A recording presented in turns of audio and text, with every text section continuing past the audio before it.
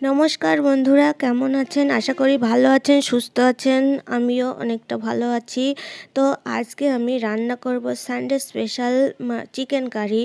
আর এখানে পটল দেখেছেন গোল গোল করে কেটে রেখেছি। এটা হচ্ছে আমি বানাবো বাঙালির সেরা খাবার, পটল চিংড়ি। তো পটল চিংড়ি কার না ভালো লাগে, যেই বাঙালি সেই ভালোবাসে।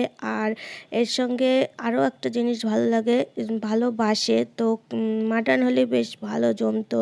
তো চিকেনটাও কিন্তু বেশিরভাগ বাঙালি চিকেনটা ভালোবাসে, খুব কম আছে মটন ভালোবাসে, বা মটন যারা ভালোবাসে তাদেরও খাওয়া স্বাস্থ্যের পক্ষে খারাপ। তো আমাদেরও তো বারণ আছে, একেবারেই বারণ, তাও কিন্তু আমরা মাঝে সাঝে নিয়ে এসে খাই।